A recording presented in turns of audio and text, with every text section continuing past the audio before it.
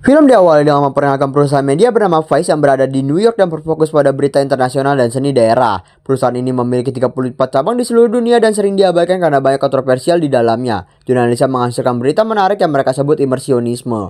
Lalu kita diperkenalkan dengan Sam Tanner dan juga Patrick Carter. Patrick bercerita tentang kakaknya yang setelah kecanduan narkoba, ia meninggalkan New York dan pergi ke Mississippi untuk bergabung ke sebuah komunitas. Kakaknya mengirim surat untuk Patrick yang di dalamnya berisi kalau ia senang sekali bergabung dengan komunitas ini. Ia juga mengundang Patrick untuk datang ke sana.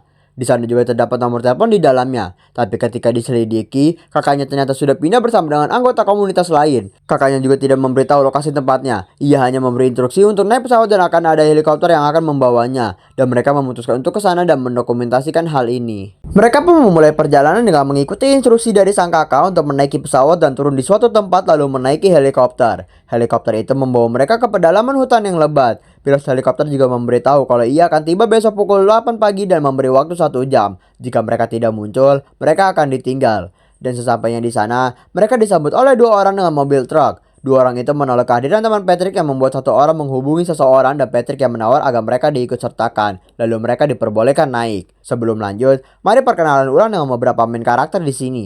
Di sini ada Sam, ada Patrick seorang freelance fotografer, dan ada Jack sang kameramen. Ingat, kameramen. Mereka mulai melanjutkan perjalanan dengan jarak tempuh 2 km dan jalan ini hanya satu-satunya jalan masuk dan keluar. Mereka sampai dan disambut oleh pria bersenjata yang meminta untuk mematikan kameranya. Yang ternyata mereka dimintain paspor dan Patrick yang mencoba berdiskusi. Lalu kakaknya Patrick datang melerai keributan ini. Mereka disambut baik oleh kakaknya Patrick bernama Caroline dan mereka juga dibawa masuk ke dalam Eden Paris. Mereka juga mendengar pengeras suara yang menyambut mereka. Caroline juga membicarakan tentang Father yang ternyata ia yang ada di pengeras suara. Father adalah orang yang membangun semua ini. Ia dikatakan cerdas oleh Caroline. Father juga mewaspadai para media agar menjaga kedamaian warga Eden Paris. Lalu mereka dibawa ke tempat tidur mereka. Tapi Patrick dan Caroline berada di tempat tidur berbeda yang berada di rumah utama. Dan jika butuh apa-apa, Sam dan Jack tinggal ke sana. Mereka kini memutuskan untuk berjalan-jalan melihat warga sekitar. Tapi anehnya, warga Eden nampak cuek ketika disapa. Lalu Sam memutuskan untuk mewawancarai seseorang wanita bernama Lauren Davis. Alasan Lauren datang ke tempat ini dikarenakan Father mendatangi rumahnya untuk membantu diri mereka sendiri dan mendekatkan diri ke Tuhan. Hal itu membuat Lauren memutuskan untuk ke gereja Father dan langsung ikut ke dalam komunitas ini. Dan Lauren sama sekali tidak rindu dengan kampung halamannya dan sangat senang tinggal di sini. Lalu saya mewawancarai orang kedua bernama Sarah White. Sarah awalnya adalah seorang seniman dan ketika ditanya tentang kerinduan teknologi, Sarah mengaku ia tidak membutuhkan teknologi untuk berkomunikasi. Lalu saya mewawancarai orang ketiga bernama Wendy Johnson. Ia adalah seorang dokter di tempat ini dan Wendy mengungkapkan kalau ada 35 anak laki-laki dan perempuan di bawah umur 10 tahun. Dan sudah ada 7 bayi yang lahir di tempat ini. Sam juga bilang kalau istrinya akan melahirkan anak pertamanya bulan depan kepada Wendy. Dan ia juga bertanya dari mana semua suplai ini yang ternyata semua ini berasal dari sumbangan para warga Eden Paris yang menjual harta dan benda mereka untuk diberikan ke tempat ini. Sam juga mewawancarai kakak beradik bernama Robert dan Andre. Mereka awalnya dari komunitas buruk, dan jika tidak datang ke tempat ini, mereka tidak tahu akan jadi apa nantinya. Mereka juga menambahkan kalau kehidupan seperti inilah yang mereka inginkan, dan Jack memutuskan untuk bermain basket bersama mereka semua. Secara pribadi, para kru mengungkapkan skeptisisme mereka yaitu sikap keraguan atau ketidakpercayaan terhadap sesuatu yang belum terbukti kebenarannya, yang mendorong seseorang untuk tidak langsung menerima klaim sebagai fakta dan selalu meminta bukti memadai sebelum yakin. Tetapi mereka mengakui bahwa para anggota tampak bahagia dan telah mencapai banyak hal. Lalu tiba-tiba ada anak kecil yang berdiri di depan kabin mereka. Ketika ditanya, anak kecil itu tidak berkata apa-apa sebelum ibunya datang yang memberitahu nama anaknya bernama Savannah dan ia bisu. Ketika ingin diwawancara, ibunya menolak karena mereka tidak diperbolehkan untuk bicara dengan orang asing. Ibunya nampak berbeda dari yang lain, ia nampak lebih ketakutan. Sam dan Jack menemui Caroline. Caroline sudah menjatuhkan wawancara dengan Father dan juga sudah menyiapkan pesta untuk Sam dan Jack nanti malam. Caroline juga memberi dokumen tentang info tempat ini kepada Sam. Mereka kini sedang berdiskusi membahas tentang tempat ini dan kakaknya Patrick. Lalu mereka membuka dokumen itu yang berisi imperialisme. Lalu Sam membuka HP-nya di mana ia merindukan sang istri. Sebelum lanjut lagi, gua mau jelasin arti imperialisme. BTW pembahasan ini mengandung spoiler buat alur ceritanya. Imperialisme adalah usaha suatu negara atau kelompok untuk memperluas kekuasaan dan pengaruhnya atas wilayah atau bangsa lain baik melalui politik, ekonomi, budaya maupun militer. Tapi dalam film Sakramen berbeda, digambarkan sebagai penguasaan ideologi dan pikiran oleh Father terhadap komunitas Eden Paris. Ia memaksa keyakinan mengontrol kehidupan warga dan menghilangkan kebebasan individu atas nama keselamatan. Bentuk imperialisme ini tidak menjajah wilayah, tetapi menjajah manusia secara mental dan psikologis. Lanjut. Mereka kini sudah bersiap-siap untuk wawancara. Lalu datanglah Father yang disambut oleh para warga Eden Paris dengan tepuk tangan meriah. Father memiliki nama asli bernama Charles Anderson Reed. Wawancara pada awalnya berjalan lancar, dan Father menjawab pertanyaan secara terbuka. Namun jawabannya menjadi lebih mengelak dan samar-samar mengancam. Menjelang akhir wawancara, Father mengangkat topik tentang istri Sam yang sedang hamil yang sebelumnya telah disebutkan Sam kepada Wendy.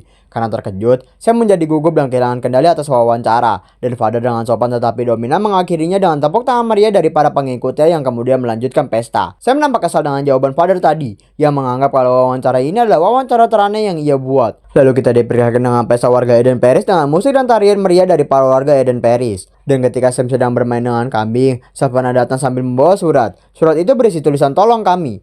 Mereka langsung mencari Savannah, tapi ketika ketemu, Savannah terus menghindari mereka seperti ada rasa takut di dalamnya. Mereka juga masuk ke ruangan Father dan menemukan banyak paspor dan catatan di sana. Lalu Caroline datang dan Sam bertanya tentang Patrick, tapi Patrick sedang threesome dengan cewek lain. Caroline di sini terlihat mabuk, dan ketika sedang berbicara, Caroline dipanggil oleh Father yang membutuhkan bantuan Caroline. Father juga mengungkapkan jangan terlalu ikut campur ke mereka berdua. Mereka pun bergegas kembali ke kabinnya dan Jack mulai muak dengan semua ini dan mulai mengamasi barang-barangnya. Seketika itu, Savannah datang mengendor pintu lalu lari. Dan Sam serta Jack mengejar Savannah yang bersembunyi. Mereka pun mencari dan menemukan Savannah bersama dengan ibunya dan dua orang lain yang bersembunyi karena mereka mengetahui sisi gelap dari tempat ini, yaitu mereka mengancam orang yang tidak taat kepada Eden Paris, lalu menahan orang dan memanipulasi mereka lalu mencuci otak mereka. Dan beberapa orang yang Sam wawancara adalah suruhan Father langsung. Mereka juga menyiksa Savannah yang membuat ia tidak mau bicara lagi dan ibunya meminta Sam untuk membawa Savannah saja. Dan beberapa orang bersenjata datang lalu membawa Savannah pergi. Jack tidak ingin terlibat, tetapi Sam bersikeras agar mereka membantu meskipun helikopter tidak dapat memuat mereka. Mereka juga mendengar Father memanggil beberapa orang untuk menemuinya. Semakin tidak percaya pada Father dan komunitas tersebut, Jack dan Sam dengan cemas menunggu malam berakhir, tidak bisa tidur.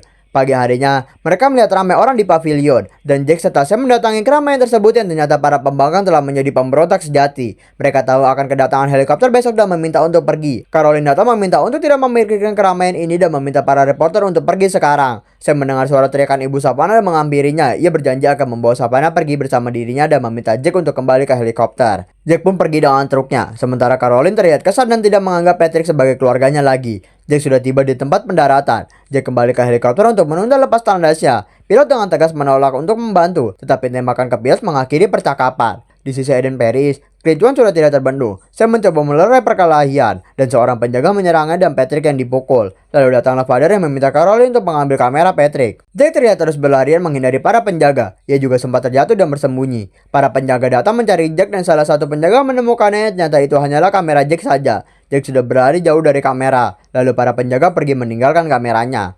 Father meminta untuk seluruh warga Eden Paris berkumpul. Lalu beberapa orang terlihat membuat minuman dengan dicampuri obat cyanida. Lalu Father berpidato bahwa akhir zaman telah tiba. Ia mengatakan dunia luar sudah rusak dan pemerintah serta media akan segera datang untuk menghancurkan Eden Paris. Di depan para pengikutnya, Father berbicara dengan suara tenang dan penuh keyakinan. Ia menyebut mereka sebagai keluarga dan menegaskan bahwa kematian bukanlah akhir, melainkan jalan menuju keselamatan. Ia menyebutnya sebagai pengorbanan suci, bukan bunuh diri. Lalu kita melihat Jack yang mengambil kameranya dan menghampiri pilot yang tak berdaya. Pilot meminta untuk membantunya dan meminta Jack untuk menyuruhnya agar memanggil yang lain. Lalu minuman cyanida sudah dibagikan, kemudian Father meminta para warga untuk meminum minuman yang telah dicampuri cyanida. Ia mengatakan bahwa dengan meminumnya bersama-sama mereka akan pergi lebih dulu menuju kehidupan yang lebih murni, sebelum dunia jahat menyentuh mereka.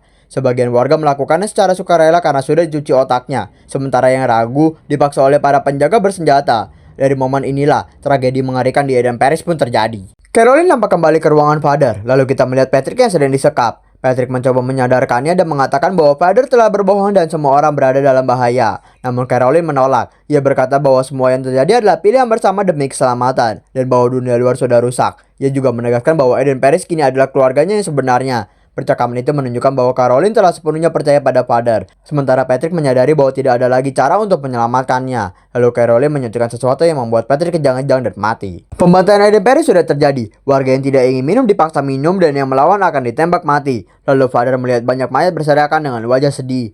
Jack sudah sampai di Eden Paris di mana ia melihat banyak tumpukan mayat dari kejauhan. Ia juga melihat beberapa keluarga terbunuh dan menjumpai Andre yang sekarat mengungkapkan kalau ia menyesal. Jack juga melihat ibu Savannah yang hendak membunuh Savannah. Ia juga bersembunyi dari penjaga lalu melihat ibu Savannah membunuh Savannah. Dan penjaga yang menembak ibu Savannah. Ia juga melihat Wendy yang sudah tak berdaya dan meninggalkan catatan menyesal.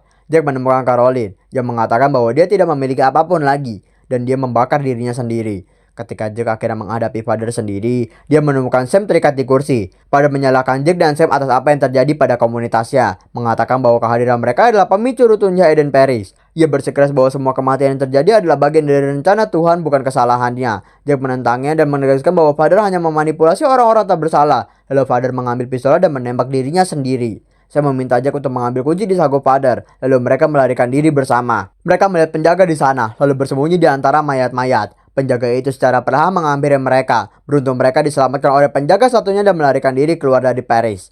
Mereka sudah sampai dan mulai menaiki helikopter. Mereka berhasil selamat dan dari atas mereka melihat mayat-mayat berserakan di Eden Parish. Peristiwa ini memakan 167 orang tewas dan satu-satunya yang selamat adalah Sam Turner dan Jack Williams. Dan film dokumenter mereka merupakan satu-satunya kesaksian langsung tentang peristiwa yang terjadi di Eden Parish. Dan itulah seluruh alur cerita The Sacrament. The Sacrament menutup ceritanya dengan kehancuran total Eden Parish. Father mati, para pengikutnya tewas, dan kebenaran akhirnya terungkap dengan cara paling mengerikan. Film ini menunjukkan bagaimana keyakinan buta dan manipulasi dapat mengubah harapan menjadi tragedi, serta bagaimana satu sosok berkuasa bisa menyeret ratusan orang menuju kematian. Di balik format dokumenternya, The Sacrament menjadi peringatan bahwa horor paling nyata bukanlah monster, melainkan manusia yang merasa dirinya adalah Tuhan. Jika kalian suka dengan video ini, jangan lupa like and subscribe, dan jika kalian punya kritik atau request film, kalian bisa drop aja di kolom komentar. Have a nice day and goodbye.